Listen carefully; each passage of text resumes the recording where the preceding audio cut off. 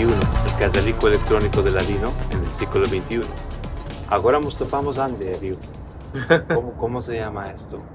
Se llama Es un parque. Parque Hamarikyu. Hamarikyu. Hamarikyu. Es muy parque muy antiguo. Ajá. y se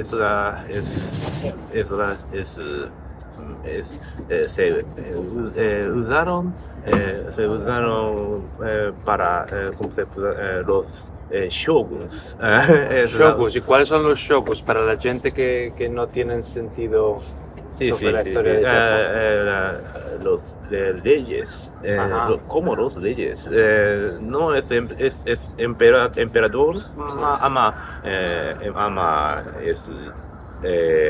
es la de samurai. Ajá. Sí. Que algo semejante a los emperadores, más en la época de los samuráis. Sí. Muy bueno. Sí. Y hoy en día, ¿para cuál se planea esto? ¿Cuál va de la gente aquí? Sí. Hay animales, gente que todashea. También se puede tomar un chaizico aquí. Sí.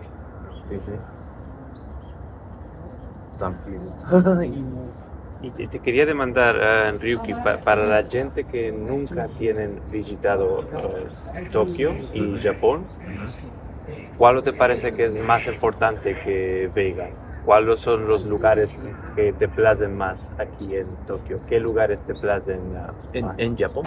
¿En Japón en general o aquí en Tokio en particular? En particular,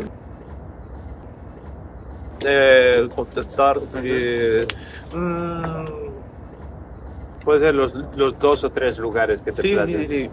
Al primer mi ciudad, Ishinomaki, el norte de Japón.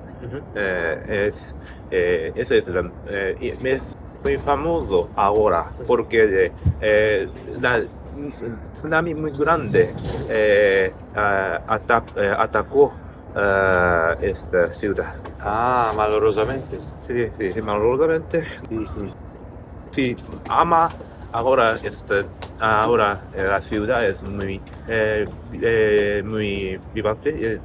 Ajá, tiene mucha gente, muchas actividades. Sí, ahora sí. Y otra es para mí, sí, me parece Estambul. Esta no está en Japón. No está en Japón. No está en Japón. Va más adentro de Japón. Dentro de Japón, Nara es la más antigua ciudad en Japón. La que más historia tiene. Más que Kyoto. Ajá.